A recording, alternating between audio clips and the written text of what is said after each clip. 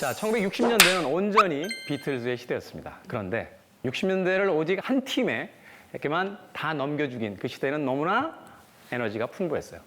비틀즈와 대적할 또 한 팀의 영국 밴드가 영국에서 미국으로 도착합니다. 바로 이 밴드예요.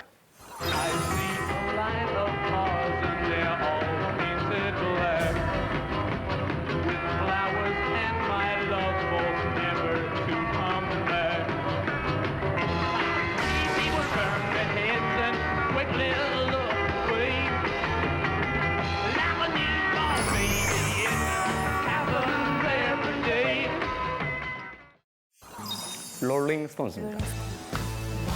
역사상 가장 위대한 로큰롤 밴드 중에 한 팀입니다. 저 오른쪽에서 하품하고 있는 아저씨는 믹 제거라는 당대 최고의 보컬리스트고, 또한 키스 리차드를 비롯한 한 시대를 풍미한 롤링 스톤즈의 멤버들이 있습니다. 이들의 이 사진을 보시면 아시겠습니다만 64년도에 미국에 도착한 비틀즈와는 벌써 외모부터 달라요. 이들을 아주 잘 설명해줘요. 어떤 잡지에 헤드카피가 있었다고 그래요. 당신의 따님들을 이런 남자들과 데이트하는 걸 허락하시겠습니까? 그런데 이 한 문장은 어마어마한 폭발력을 가졌습니다. 왜? 우리는 어떤 남자를 좋아해요? 엄마가 싫어하는 남자를 좋아해요. 엄마는 항상 그러잖아요. 예, 저 집 저 남자애랑 사귀어보는 건 어떻겠니? 그러면 어때요? 녹색 스웨터를 목까지 오게 입고 단추를 끝까지 잠근 채 왠지 여기는 사슴무늬가 있을 것 같고 안경은 두꺼운 한 학생이 이렇게 앉아있겠죠.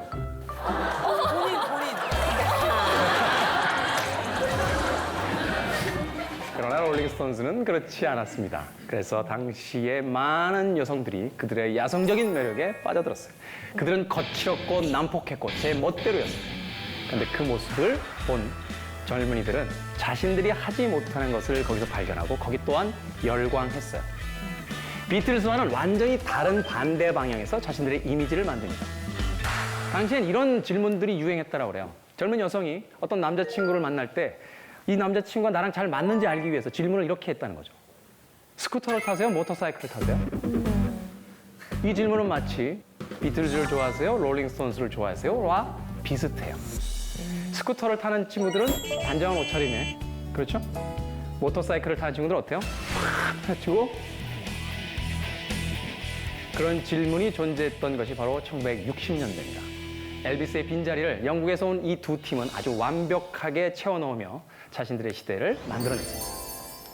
아이러니한 건 비틀즈는 영국 리버풀 출신의 가난한 계층의 아이들이었다는 거예요. 롤링스톤스의 멤버들은 중산층 이상의 가족에서 자란 인물들이었습니다. 그런데 이들의 이미지 전략은 완전히 반대였던 거죠. 오히려 그들이 더 거칠었고 그들이 더 난폭했어요. 그런데 이 전략은 아주 제대로 많은 젊은이들의 마음을 사로잡습니다.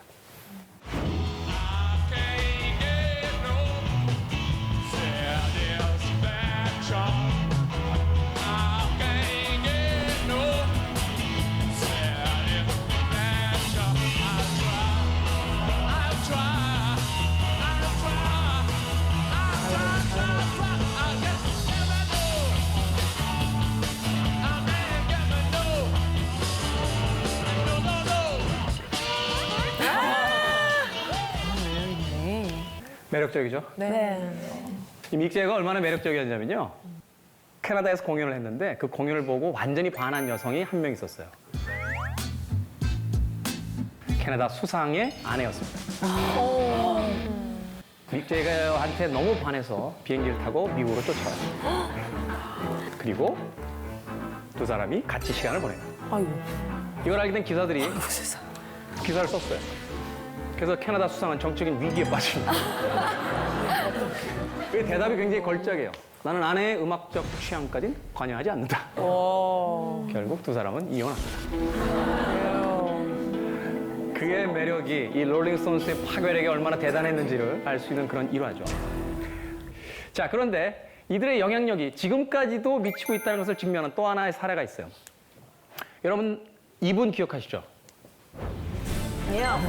잭 스페로입니다. 조니 뎁. 이 캐러밴의 해적에서 아주 독특한 패션과 헤어스타일을 선보이면서 많은 영화 팬들의 사랑을 받았어요. 그런데 이 잭 스페로우가 어디서 영감을 받았을까요?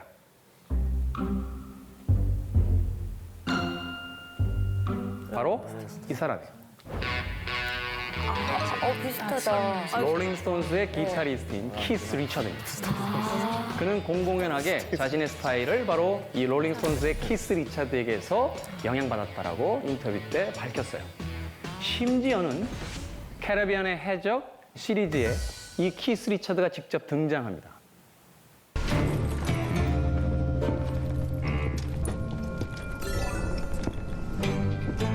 You're in my way, boy. Fancy that? 영화에서의 캡틴 잭 스페로의 아버지가 등장하죠? 네. 바로 그 사람이 롤링스톤스의 기타리스트인 키스 리처드예요. 롤링스톤스는 50년의 시간 동안 언제나 락 음악의 최정상에 있었고 지금도 여전히 로큰롤을 하는 그런 밴드입니다. 믹 제거가 20대 때 인터뷰를 들어보면 이런 구절이 있어요. 내가 40이 돼서도 로큰롤을 할 거라고요? 그건 상상할 수 없어요. 그 나이가 돼서 어떻게 머리를 흔들고 기타를 연주한단 말이에요. 지금 70 정도 되셨죠? 자, 이런 격동의 60년대를 지나 이제 드디어 1970년대로 갑니다. 1970년대는 미국과 함께 전 세계가 그다지 좋지 않았던 시기였어요. 일단 미국은 베트남 전쟁에서 패전했습니다. 그리고 경제 상황도 굉장히 좋지 않았죠. 근데 아이러니하게 경제 상황이 좋지 않으면 왜 이런 이야기를 듣게 되죠? 여자들이 미니스커트를 입고 매운 음식이 팔린다. 말하자면 어떤 우울한 감정을 해소하기 위해서 오히려 더 남들에게 돋보이고 싶은 옷을 입게 되고 또 매운 음식을 먹어서 어떤 땀을 뻘뻘 흘리며 아드레날린을 뿜어내려고 한다 하는 속설들이 있는데 1970년대가 그랬던 것 같아요. 1970년대는 어떤 시대였느냐? 베트남전에서의 패전한 미국의 분위기, 그 우울한 분위기, 경제적으로도 가라앉았던 그 분위기를 젊은이들은 아랑곳하지 않았어요. 그들은 1970년대에 아주 신나는 자기들만의 문화를 만들어냅니다. 바로 디스코입니다.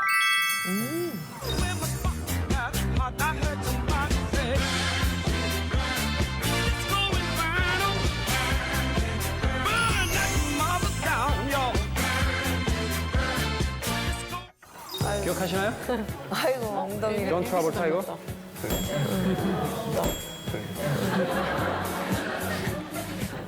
이 양복은 조르지오 알마니가 만들었어요. 오. 그 당시만 해도 신인 디자이너였던 조르지오 알마니는 이 영화를 통해서 세계적인 디자이너로 발돋움 합니다. 알마니. 어찌됐건 1970년대는 일반적인 댄스홀이었던 시절에서 이제 디스코라는 전 세계를 휩쓰는 음악과 함께 디스코의 열풍을 만들어내요. 그리고 새로운 형태의 댄스홀이 등장합니다. 바로 디스코테크예요. 이 디스코테크 어떤 모습이었을까요? 자, 일단 미러볼이 있어요, 저처럼. 밀어보는 그렇죠? 그리고 클럽 문화는 좀 다른 게 뭐냐면 막 춤을 추다가 사람들이 두 쪽으로 싹 갈라지면 네. 춤에 자신 있는 젊은이들이 앞으로 나와서 자신들의 춤을 선보이며 일종의 배틀 아닌 배틀을 하는 그런 문화입니다. 70년대 디스코의 문화는 굉장히 재밌습니다. 왜 디스코라고 이름이 붙여졌냐면 60년대, 50년대도 댄스홀은 있었어요. 프랑스의 한 댄스홀 사장님이 꼭 밴드가 연주해야지 춤을 출 수 있냐? 그냥 레코드판을 틀자. 밴드 필요 없어. 대신 술값으로 우리가 좀 싸게 해줄게. 하고 레코드판을 틀며 그 음악에 맞춰 춤을 추는 댄스홀을 만들었다는 거죠. 이게 폭발적인 인기를 끌었어요. 그 음반에 맞춰서 그 당시에 유행하던 음악에 맞춰서 추던 춤, 그 당시에 유행하던 음악, 그것을 디스코라고 부르기 시작했다고 합니다. 자, 그 디스코 시대를 대표하는 음악 한 곡을 여러분들께 소개해드립니다. 네.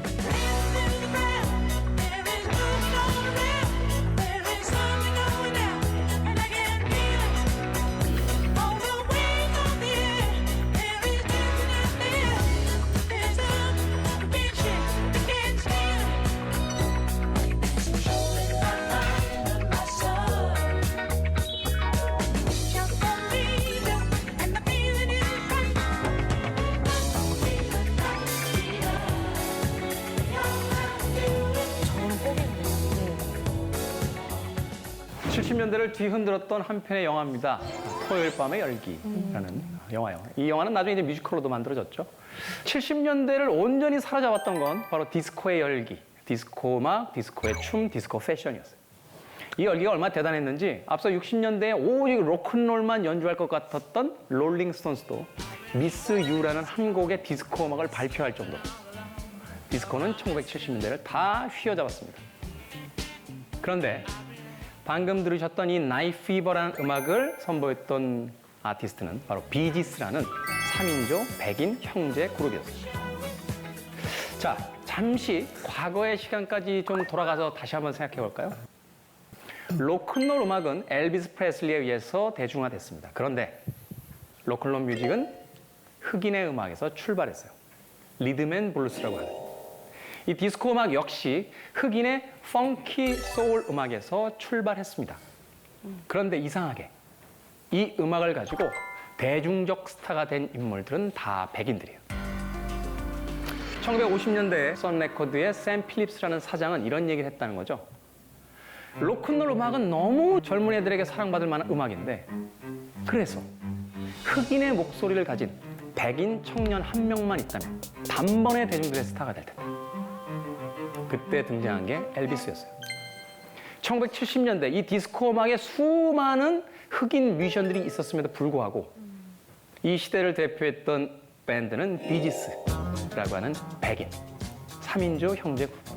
그리고 앞서서 토요일 밤의 열기라는 영화의 한 장면을 보셨습니다만 흑인들은 등장하지 않아요.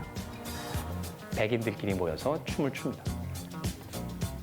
그 시대의 스타들은 이미 흑인들 쪽에서도 준비가 돼 있고 백인들 쪽에서 준비가 돼 있었음에도 불구하고 시대는 흑인들의 스타를 아직 받아들이지 않았습니다. 흑백의 인종차별이 여전히 존재했던 미국 사회에선 백인들이어만 아주 폭넓은 슈퍼스타가 될 수 있었던 거예요. 그래서 80년대 이 스타의 등장은 한 시대를 가르는 혁명적인 등장이며 또한 완전히 다른 시대로 넘어가는 계기점이 됩니다. 누굴까요?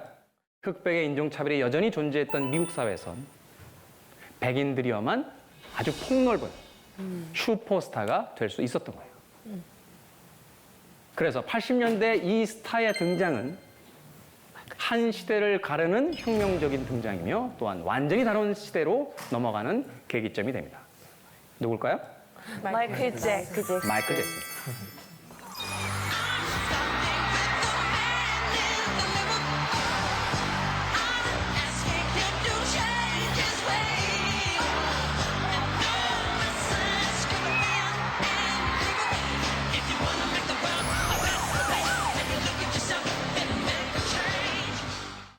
최초의 사나이, 최고의 사나이 바로 마이클 잭슨입니다. 1980년대는 칼라의 시대였어요. 칼라 TV가 막 보급되기 시작했고 TV에는 총천연색의 아주 현란한 영상들이 쏟아지기 시작했습니다. 1981년 8월 1일 미국에선 MTV라는 케이블 방송국이 개국해요. 24시간 뮤직비디오만 틀어주는 채널이었어요. 당시에 빌리 조엘 같은 아티스트가 어떤 이야기를 했냐면요. 베토벤은 얼마나 불행했는가? 그에겐 뮤직비디오가 없었습니다. 그리고 수많은 뮤직비디오를 통해서 자신의 음악을 홍보했고 슈퍼스타가 됐죠. 그런데 그렇다 하더라도 역시 80년대 단 한 명의 팝스타를 골라내야 한다면 그건 당연히 마이클 잭슨. 그는 최초로 MTV에 소개된 흑인 뮤지션 뮤직비디오의 주인공입니다. 또한 음악 잡지인 롤링스톤 매거진에 최초로 표지에 등장한 흑인 뮤지션이었습니다. 근데 조금 이상해요. MTV는 1981년도에 개국했는데 그의 음악 빌리지는 1983년도에 처음으로 방영됩니다. 무려 2년이 넘는 시간 동안 여전히 흑인들의 음악은 뮤직비디오로도 소개되지 않았다는 거죠. 이제는 전설이 된 그의 공연 중에 한 장면을 여러분들께 보여드립니다.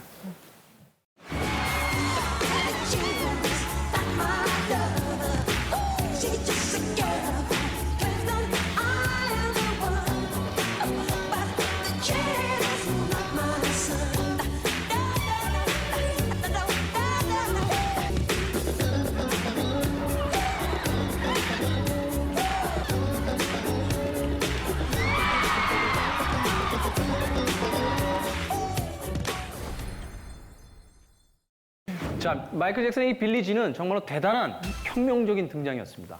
이 뮤직비디오에서 보여줬던 문워크라는 그 춤은 동시대 젊은이들이 그걸 할 수 있는 사람과 그걸 못하는 사람을 절대적인 영향력을 받았어요. 앞을 볼 수 없었던 시각장애인 스티비 원더는 눈을 뜨게 되면 뭘 하고 싶으세요? 라는 질문에 첫 번째로는 나의 딸의 얼굴을 보고 싶고 두 번째로는 마이클 잭슨의 문워크를 보고 싶다 라고 이야기했을 정도였어요. 저 역시 한때의 비보이로서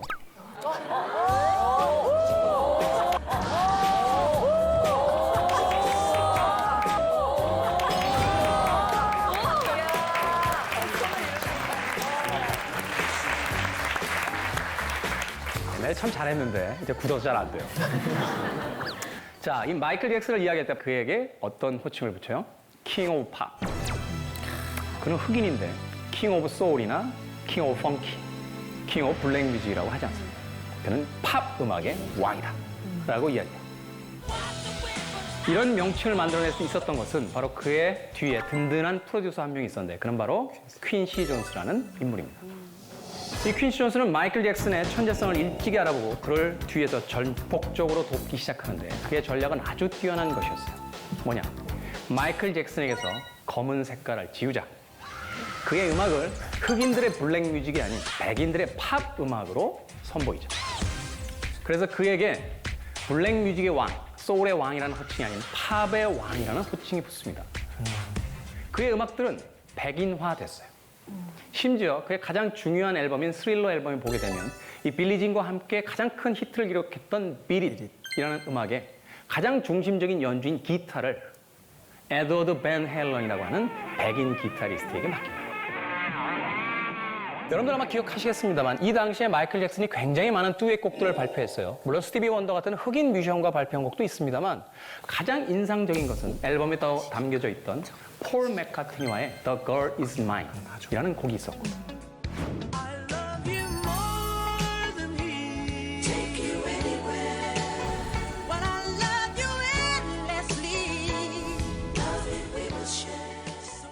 이후에는 Say Say Say 같은 곡도 역시 폴 맥카트니와 같이 듀엣으로 발표합니다. 그리고 앞서 보여드렸던 롤링스톤스의 믹 제거와 함께 State of Shock라는 곡을 또한 발표하기도 해요. 말하자면 60년대와 70년대 최고의 백인 뮤지션들과 듀엣을 함으로써 그의 피부 색깔과 음악적 색깔을 지워버립니다. 그리고 흑인의 음악도 아니고 백인의 음악도 아닌 그냥 팝 음악이다 라고 자신의 음악을 규정하죠. 그래서 많은 대중들이 그의 음악에 빠져들었고 그는 흑인 최초로 전 세계의 모든 음악 팬들을 아우르는 슈퍼스타의 자리에 올라갑니다. 국떡이란 말 아세요? 국떡? 저기 저 그거 아닙니까? 국민학교 떡볶이. 어떻게 하셨어요? 네, 제가 왜냐면 떡볶이를 너무 좋아해서 네, 딱 들으면 알죠. 아, 그럼 가시는 데 있어요? 좋아하시는 거? 저는 전국에 숨은 떡볶이집 있죠. 학교 앞 떡볶이라든지 아니면 할머니들이 하고 있는 곳.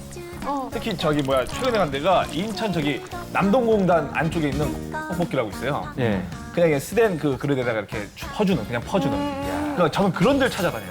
그걸 다 꿰고 소박한. 계시는구나. 아 저는 뭐 완전 떡볶이 매니아죠. 부산 광안리에 쌀떡 떡볶이. 아 그쵸. 그리고 잘라서 주는 거. 다 먹어. 저는 다 먹어봤습니다. 떡볶이. 완전 매니아. 어디가 제일 맛있어요? 부럽다. 어느 게 더 맛있다 이런 걸 떠나서 사실 맛이 다 다르니까 저는 개인적으로 좋아하는 것은 그렇게 좀 약간 허름한 집에서 하는 전통이 있는 예, 어르신들이 하고 있는 그런 집에서 먹으면 괜히 맛있더라고요. 예. 근데 그런 떡볶이 집이 거의 다 없어졌어요. 왜냐면 맞아요. 예. 국떡이라 그러죠. 국민학교 앞에 떡볶이. 지금 초등학교지만 옛날에 국민학교였으니까. 그게 의미 있는 음식이라고 생각하지 않았어요. 네. 지금은 의미 있는데. 그러니까 좀 장사하다가 좀 장사가 되거나 그러면 걷어치우고 식당을 차리시거나 다른 걸 하지 그걸 계속 하지. 그래서 역사가 오래된 국떡집을 찾아보는데 40년 정도 되면 제일 오래된 거예요. 안 합니다. 40년이면 예. 오래 버텼대. 그 저희 제가- 때는 그 문방구에서 그렇죠. 문방구에서 샵인샵 그 앞에 개념으로 놓고 아, 표현이 굉장히 고급스럽네요. 예, 샤베니샤. 그건 또 동시에 스탠딩 바였어요. 예. 아우, 고급지다. 근데 그 떡볶이가 나온 유래가 상당히 흥미로워요. 원래 떡볶이는요. 우리가 궁중 떡볶이란 말 쓰죠. 예, 예. 군중 궁중 떡볶이. 간장 떡볶이. 예, 간장. 맞아요. 간장, 소고기, 버섯이 들어가는 거예요. 그게 뭐냐? 왕가나 귀족, 그러니까 양반들, 부자들이 먹는 떡볶이라는 뜻이었어요. 옛날 신문을 보면요. 떡볶이에 대한 기사가 나오는 시즌이 있어요. 언제 나온지 아세요? 설날 지난 무렵에 기사가 나요. 남은 떡 처리하는 법. 그 조리법을 잘 보면 상상도 할 수 없이 비싸요. 소 양지머리 한 그. 표고버섯. 표고가 지금 싸지만 그때 아주 비쌌어요. 표고 뭐 몇 개, 뭐 이렇게 해서 파 뭐 이렇게 해서 떡을 이렇게 썰고 가래떡 남은 걸 잘 썰고 물에 불린 다음에 이렇게 해서 먹느니라 이렇게 나왔어요. 근데 지금 우리가 먹는 국떡은 미국 때문에 생겨난 겁니다. 미국이 떡볶이를 만들어요? 미국의 떡 아니죠. 아니죠. 근데 미국 때문에 만들어졌다니까요. 예?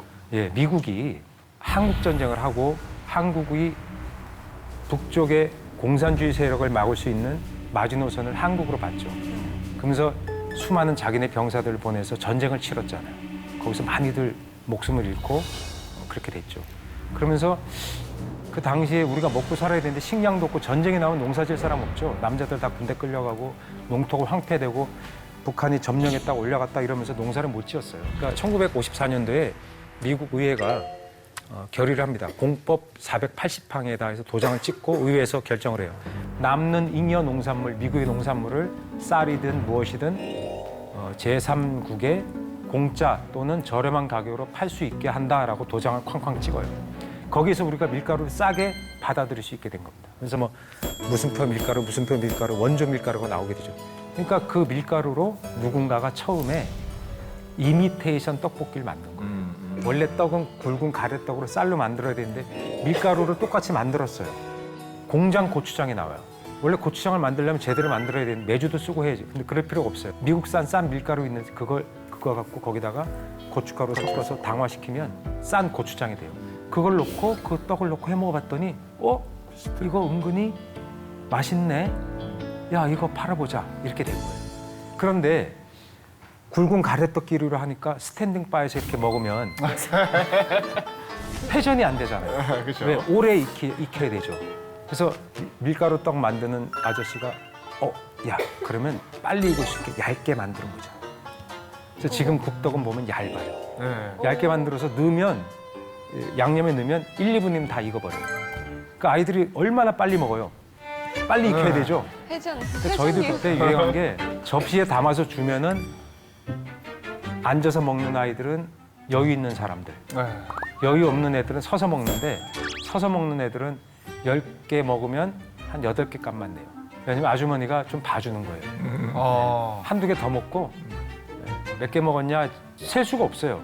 띵 둘러서서 막 집어 먹는데 그럴 때도 있었습니다. 그게 바로 우리 떡볶이 역사죠. 그래서 국떡이 성장한 거고 지금도 떡볶이 브랜드까지 있잖아요. 그게 국떡이에요. 국떡 베이스에서 바로 출발한 거죠. 이번 여름에 가장 히트쳤던 음식이 뭔지 아시죠? 냉면? 예, 냉면. 냉면. 네네. 냉면이 어떤 단순한 음식이 아니라 하나의 거대한 신드롬처럼 돼 있어요. 또 게다가 남북 정상회담까지 하면서 유명한 얘기 있잖아요. 뭐 멀다가만 안 돼갔구나. 패러디도 엄청나게 나왔을 정도로 냉면이 크게 히트를 쳤어요. 이 선생님은 냉면하면 어떤 이미지 생각나세요?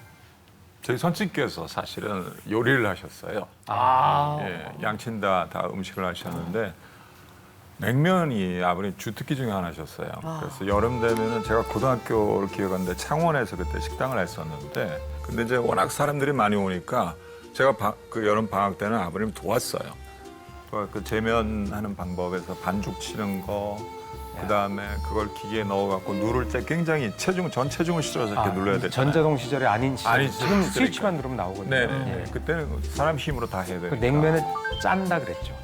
전문용어로. 예. 근데 그 육수 내던 것도 기억이 나요. 상당히 많은 종류의 뼈를 넣고 거기다가 잡내를 없애기 위해서 벌건 쇠 덩어리를 달고 갖고 그걸 순간적으로 집어넣어서 잡내를 갖다 없앴던 그 그게 기억도 진주냉면이 이 기법 중에 하나입니다. 나고. 네. 쇠를 넣어서 비린내를 없애는 방법. 저는 그래서 그 신성한 냉면에 가위질하는 걸 저는 절대 반대하면서 가위질하는 사람 보면 분노를 참을 수가 없어. 냉면은 어디까지나 앞니를 끊어야 됩니다. 왜 이렇게 심겨 이런 거야? 근데 냉면이 외국인들의 혐오 음식 중에 하나예요. 근데. 예, 앙케이트 조사하면 외국인들이 도저히 이 맛을 이해할 수 없다고. 평양냉면 같은 거. 중국에서는 차갑게 먹는 면은 비냉, 예, 비벼서 먹는 냉면이 깜빡이에. 있어요. 네, 그죠? 깜반면, 예, 깜반면. 그 사천 요리, 호남 요리 다 있어요. 예. 근데 물냉 상상도 물론 안 못했어요. 드시죠. 예. 네, 한국에 오고 나서 물냉 처음 먹어보는데 처음에 그 맛을 몰랐었어요. 근데 그 중국 식당에 가면 중국 냉면 그래서 냉면. 파는 거 네. 그건 뭐예요? 비벼서 아니요, 거기에 국물 있고 한국에서요? 한국에서 만든 거 아닙니까? 그냥 그거 한국에서 만든 거죠? 이게 한국의 소스 화교 만들어요. 요리사들이 그렇죠. 예, 중국집에 여름에 중국집에 잘 안 오니까 더운 음식을 파니까 맞아요. 그 손님을 끌기 위해서 한국식으로 창조해낸 거예요. 아, 그럼 진짜 퓨전. 중국 냉면이 예, 아니에요? 예. 네, 퓨전. 중국 냉면은 퓨전. 원래 중국 냉면이 아니고 네. 그걸 이제 냉면이 중국 냉면 이름 붙여서 만들어 파는 거죠. 저는 그 개인적으로 그 냉면을 좋아했다가 이제 좀 싫어지게 된 계기가 있어요. 그때부터 이렇게 안 먹게 되더라고요. 아, 왜 어떤 일이 있었어요? 냉면 때문에 여자친구랑 헤어졌거든요. 그럴 줄 알았어요. 왜요? 아니 저 이태원에 저기 면이라고. 네. 아, 매운 냉면 파는 집. 예, 매운 거. 예, 예, 예. 전 매운 건지 모르고 이제 그 친구가 맛있다고 해서 가자고 해서 갔는데 너무 매워 막 짜증 날 정도 매워가지고 얘가 그런데 짜증나는 제 모습 보고 막 웃더라고요. 그 모습 보고 또 짜증 나가지고 화를 내고 또 이 친구 왜 화를 내냐고 화를 내고 뭐 이러다 화 내다가 결국은 이제 냉면집 앞에서 해줬어요? 정말 그때 이후로는 안 만났죠. 아리야 냉면이야. 그렇죠. 냉면 때문에 싸워서 네, 그래서 헤어져요. 그때부터 이상하게 냉면을 보면 이상하게 안 땡기더라고요. 측은하다. 이희진 씨는 냉면 안 좋아하세요? 아, 저는 면으로 된 종류를 굉장히 좋아해요. 그래서 네. 저 원래 어렸을 때는 비빔냉면을 너무 좋아했었거든요. 근데 어느 순간에 이게 약간 30대를 지나오면서 물냉면을 좋아하기 시작하면서 이제 술을 마실 때 안주가 물냉면이 되더라고요. 그게 전담아. 아니 진짜 그게 자극적이지도 않고 그리고 이게 밥도 되고 원래 술안주가 거진다 이렇게 양념이 굉장히 강하잖아요. 그렇죠. 지난주 근데 저는 그런 간이 센 거를 너무 싫어하다 보니까 그냥 뭐 이렇게 냉면 먹으면서 반주하기 시작했는데 그게 다음날 아침이랬는데 속이 너무 편한 거예요. 나는 비빔냉면을 안주 삼아서 먹는 사람도 보고 나도 시도는 해봤는데 너무 물냉면을 좋아요. 냉면으로 물냉면이래요. 해장하는 분들 꽤 많습니다. 네. 아, 그래? 네. 그 한겨울에도 네, 맞아요. 점심에 냉면집 가서 해장하고 위에 덜 부담스럽다고 매운 게 아니어서 네, 그렇게 하시는 분. 아니 해장을 위해 갔는데 나 너무 창피해. 안주로 먹었다는 건 게 시원한 국물을 마셔서 해장하는 거죠. 이 사진은 왼쪽은 일본 메밀국수 배달하는 사람이에요. 근데 저런 식으로 배달을 했었어요. 그리고 오른쪽 사진은 속초에 있는 함흥냉면집 하는 선대 어른이 옛날에 자전거로 배달하는 장면. 우리가 일제 강점기에도 고개. 서울이나 전국에서 저렇게 냉면을 배달해서 먹는 장면들이 있었습니다. 냉면은 배달 음식 중에 하나였던 거죠. 지금 치킨 시켜 먹을 때 그때는 냉면. 저 많은 걸 예. 한 손으로. 한 손으로 저렇게 가져가는 엄청난 기술이 있었죠. 우리 자전거를 한 손으로 운전을 했어야 되죠. 근데 대박이다. 전설 같은 얘기인데요. 인천에 있는 어떤 냉면집에서 서울로 자전거로 냉면을 배달했다. 네, 그런 전설이 있어요. 기록이 있어요. 한 손으로? 2박 3일 걸린 거 아니야 이래가지고. 자전거로 배달했다는 기록이 있습니다. 대박이다 진짜. 진짜다. 그 정도로 냉면은 배달 음식이고 어른들 옛날 어른들의 음식이에요. 특히 평양냉면이라고 하는 것, 함흥냉면도 마찬가지예요. 둘 다 디아스포라의 음식이에요. 그러니까 유민의 음식이죠. 자기 고향을 가고 싶어도 못 가잖아요. 남북 이산가족 상봉해봐야 극히 일부분 상봉하고 하지만 갈 수는 없거든요.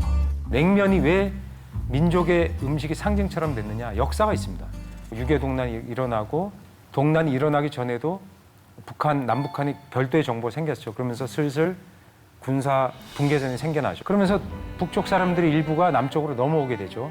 그래서 냉면을 만들어서 팔면서 남쪽에서 살아오신 거죠. 그 옛날 평양 냉면집 하시는 분들이. 그래서 그걸 디아스포라, 그분들이 디아스포라고 가고 싶어도 갈 수 없는 사람들.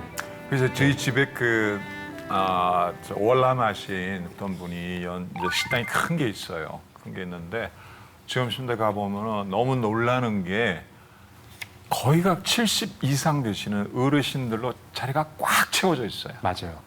그러니까 그분들이 남북 정상회담이나 이렇게 민감한 문제들이 이렇게 반응하시는 모습을 제가 이렇게 공감하면서 가끔 울컥울컥할 때가 좀 있어요. 제가 냉면집 먹고 있는데 옆에 군민회를 하고 있었어요. 아. 이제 인생의 황혼기에 접어든 네. 노인분들이세요. 그러니까 월남한 지 너무나 오래됐고 고향을 가고 싶은데 또 정기적으로 모여서 냉면 먹었는데 말 수가 없어요. 전부들 서로 얘기를 안 합니다. 그것이 더 쓸쓸했어요. 야, 이제는 고향 못 가는 건가? 그런 절망스러운 상황인 거죠. 그래서 드시고 나갔는데 제가 그걸 사진으로 꼭 찍고 싶었어요.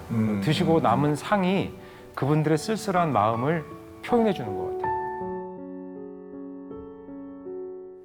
자, 냉면 한 그릇. 아, 내 스타일 아니다. 평양이죠? 이제 절대 가위로 자르면 안 되는. 맛있. 근데 저 냉면집이 유명한 냉면집이 남대문에도 하나 있는데 그 아주머니한테 들은 얘기예요. 그래서 한 번은 냉면집이 2층에 있어요, 그 집이. 그 밖에서 뭘 자꾸 부르는 소리가 들리더래요, 시끄럽게. 해서 이렇게 이게 뭐예요? 내다봤더니 어떤 노인께서 오셔서 임자 냉면 한 그릇만 내려줘요 그러시더래요. 그럼 올라오세요 그랬더니 무릎이 안 좋아서 이 경사가 엄청 급해요. 그러니까 올라가시긴 하는데 내려가지 못하시니까 거기 그 다음에 또 더울 때 또 오시더래요. 냉면 좀 줘요. 그래서 갔다가 드렸대요. 네. 그 다음 해 안 오시고 그 다음에 또 안 오세요. 한참 있다가 어떤 뭐 중년의 부부가 와서 얘기. 그때 정말 감사했습니다, 사장님. 저희 아버지가 달라니까 2층에서 일부러 갖고 내려왔다고. 그래서 그 냉면을 너무나 맛있게 드셨던 기억이 있으시다고 꼭 감사 인사를 하라고 하셨대요. 그래서 거기서 그 주인이 그 마음이 찡하고 그 냉면 한 그릇 자기가 말아내지만 그것이 돌아가신 분께는 어떤 음식보다 그분을 위로해주는 음식이었겠죠. 그렇게 드시고 돌아가셨어요. 이제 노인들이 특히 이북에서 월남하신 분들이 돌아가시게 되면 먹고 싶은 게 뭐겠어요? 냉면이죠. 냉면은 우리에게는 단순한 음식으로 남아있지 않은 거죠. 전쟁의 기억, 그렇죠. 역사, 현대사의 한 그렇죠. 페이지가 현대사의 아픔이 저 10,000원짜리 한 그릇의 국물에 700cc의 국물에 녹아 있는 겁니다.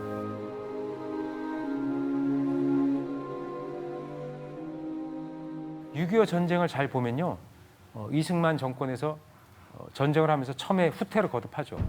맨 처음에 수원으로 갔다가 천안 갔다가 대전 갔다가 그다음에 대구로 거쳐서 부산에 임시정부를 마련합니다. 전쟁이 언제 끝날지 모르니까 그런 거점마다 살림을 거기 마련하고 거기 살게 돼요. 살게 되면 먹고 살아야 되잖아요. 근데 뭔가를 해먹고 살아야 되니까 냉면집을 하는 경우들이 꽤 많았습니다. 그건 당신들이 고유기술이 있는 편이잖아요. 흥미롭게도 평양냉면집은 이승만의 후토로에 따라서 냉면집이 많아요. 네. 대신 저 서해안 라인은 뭐가 발달했는지 아십니까? 그러면? 서해안 라인. 예. 이북 사람들이 이동하신 곳에는 냉면집이 생기고 서해안 라인에는 중국집이 많이 생겨요. 산동성이랑 가까워서. 맞습니다. 역시 차오루 씨가 정확히 아시네. 추구 초심이라고 자기 고향이 보이는 쪽에 아무래도 몰려 살아요. 그러니까 인천에 화교 많죠. 네. 평택, 송탄 거기 다 뭐예요? 여러분 잘 아시는 5대 짬뽕 이런 데가 다 그런 데 있어요. 네네네. 목포, 군산. 신기하죠. 그러니까 사람의 거처와 사람의 어떤 삶, 인문적인 것은 지리적인 것과 굉장히 밀접해요. 정치, 지리, 인문이 서로 다 연결돼 있습니다. 그런 곳에 냉면집이 발달하게 되는 거예요. 근데 김 선생님이 평양 오리지널 냉면을 드셔보셨다고? 네네네. 저는 2002년도에 직접 평양의 옥류관에서 예. 우와. 평양냉면을 먹어봤습니다. 그때 냉면하고 좀 달라요, 지금하고? 다릅니다. 그 전에 먹었던 냉면들이 보통 오장동이나 예, 우리가 예. 또 먹었던 함흥식 냉면 위주로 예. 또 자극적이었고 그렇죠. 또 MSG가 섞인 그렇죠. 그런 육수를 먹었다가 직접 평양의 그 냉면을 먹어봤는데 정말 밍밍하고 그러니까 구미에 안 맞으셨던 거예요. 네. 저도 선배님 저 2002년도에 갔었죠. 그때 네. 갔을 공연하러 때 가셨죠. 냉면을 먹었었거든요. 네. 근데 이게 냉면인지 뭔지라는 그런 인식도 없이 그냥 먹고 있었는데 저한테는 너무나 최고의 음식이었던 거예요. 진짜요? 네. 역시 술꾼 아니 아니. 역시 술꾼이구만. 그 전날 술을 드셨구만. 그 밍밍하면서도 싱싱한 그 맛이 저한테 너무 잘 맞아서 그러니까 어떻게 보면은 거기다가 겨자랑 뭘 넣고 해서 먹었어도 되지만 전 그 자체에다가 이제 평양에서 주는 그 밑반찬 네. 그거를 같이 먹다 보니까 저는 정말 간이 그때 너무나 맛있게 먹어서 저한테는 평양냉면 진짜 맛있었어요. 옛날에 중국에 갔다가 요리책이 너무나 궁금해서 조선 요리라는 책을 샀어요. 딱 펼쳤는데 맨 앞에 저런 글이 딱 써 있는 거예요. 김정일 위원장 딱 이름 박아가지고 그때 책에 있던 냉면이 저거 왼쪽 사진이에요. 냉면의 색깔도 좀 더 하얗죠. 메밀 함량이 높은 거예요. 지금 냉면은 더 검어졌죠. 전분이 더 많이 들어가고 더 화려하게 바뀝니다. 근데 저렇게 냉면이 쫄깃해진 데는 가슴 아픈 사연이 있습니다. 우리에게도 굉장히 충격적인 사건인데 90년대에 북한에서 표현하기를 고난의 행군 시기였었죠. 네네네. 그래서 우리가 뭐 그 당시에 감자도 보내주고 옥수수도 보내주고 많이 했잖아요. 그 정도로 굉장히 힘들었어요.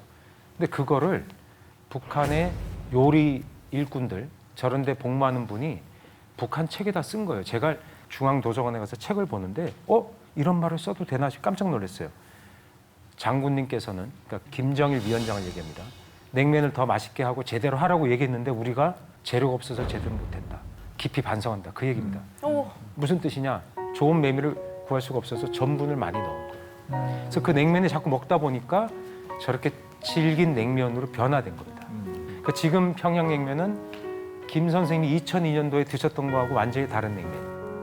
그래서 흥미롭게도 지금 남한의 평양냉면이 옛날 평양냉면에 더 가까워요. 제 생각에. 그러니까 남쪽은 오히려 옛날 방법을 오히려 지키고 평양은 계속 변화한 거예요.